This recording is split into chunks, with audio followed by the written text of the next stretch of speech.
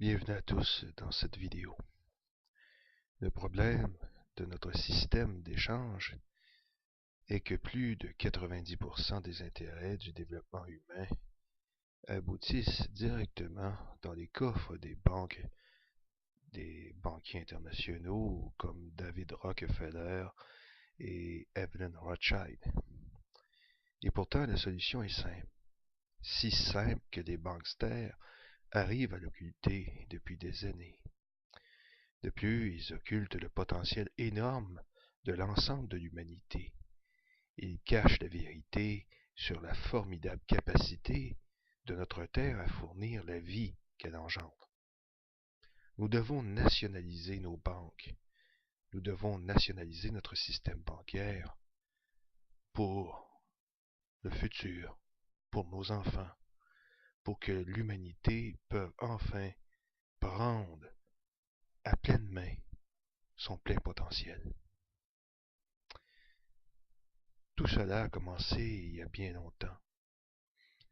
Bientôt, en 2013, cela va faire 100 ans.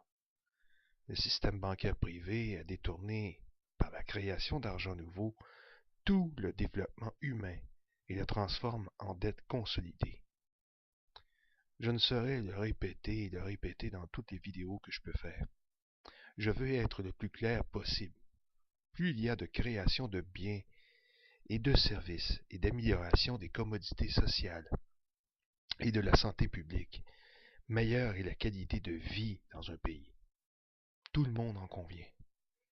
Mais en revanche, à cause d'un système capitaliste vicié par une arnaque vieille de plusieurs centaines d'années, les dettes grossissent à vue d'œil, et plus les banquiers internationaux s'enrichissent, et plus les peuples s'appauvrissent.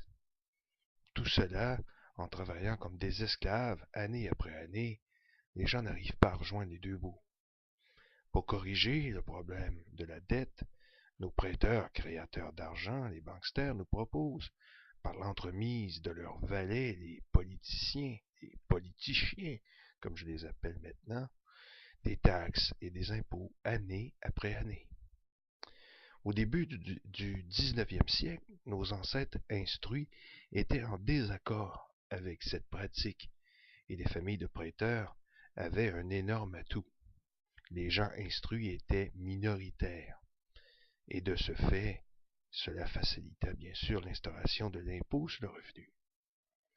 Toute cette austérité devait être enveloppée dans une propagande bien agencée de sous-logique de bas étage, et voilà la naissance du contribuable.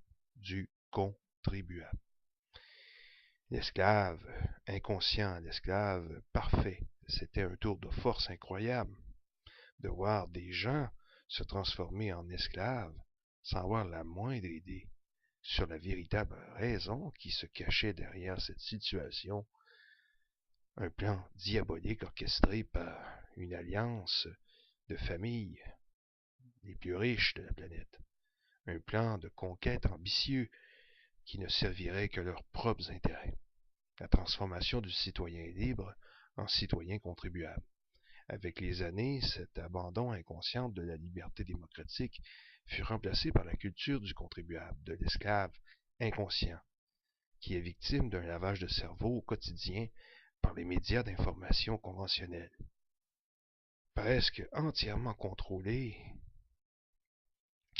qui au fond n'est rien d'autre qu'un citoyen dupé, un pauvre esclave, devenu un faux propriétaire, une sorte de locataire sur sa propre terre, et même de sa vie, un pauvre esclave qui n'aurait qu'un terme à transmettre à ses descendants. L'esclave avec une fausse liberté. Les familles de prêteurs, créateurs d'argent, nous cachent la véritable solution, qui est de nationaliser le système bancaire. Accomplir ce projet dans un pays comme les États-Unis ou le Canada pourrait leur enlever tout ce poids sur nous et ferait de nos nations des nations d'hommes et de femmes libres.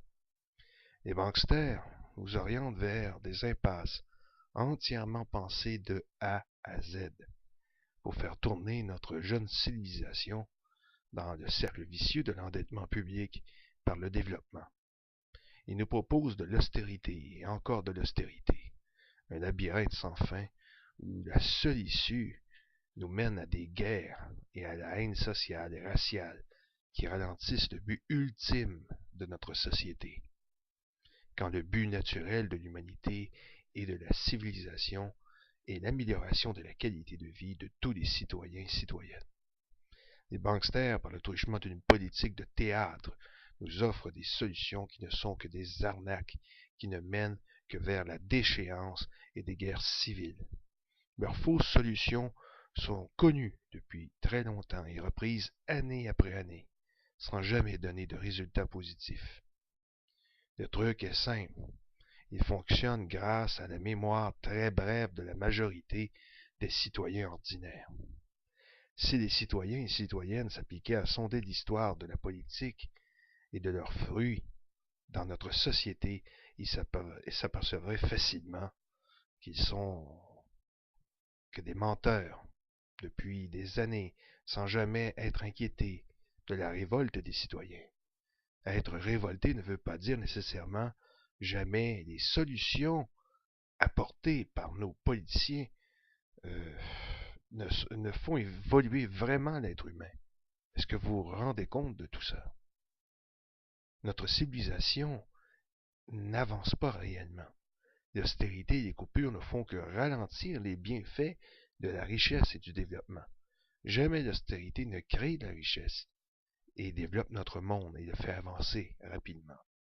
Notre monde avance à pas de tortue.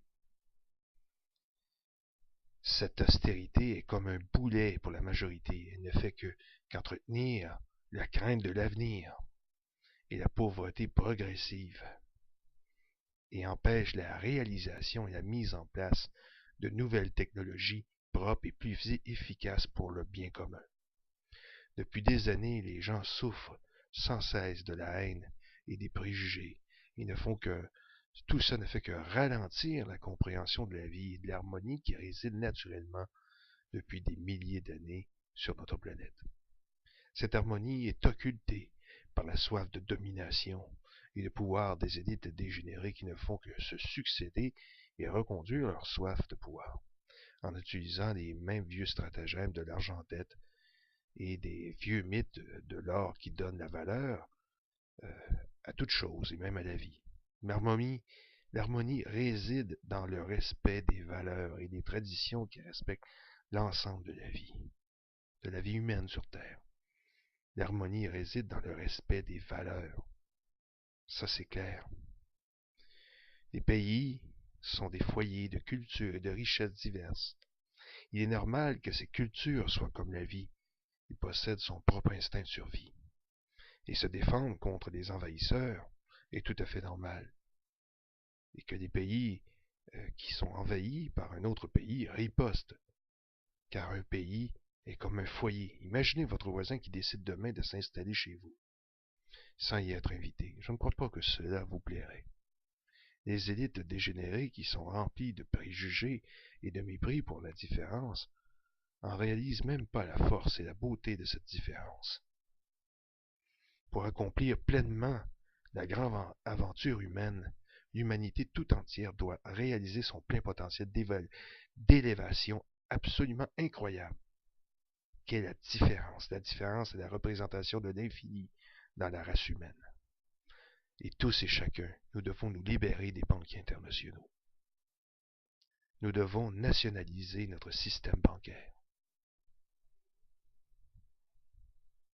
Le nouvel ordre mondial doit être stoppé net.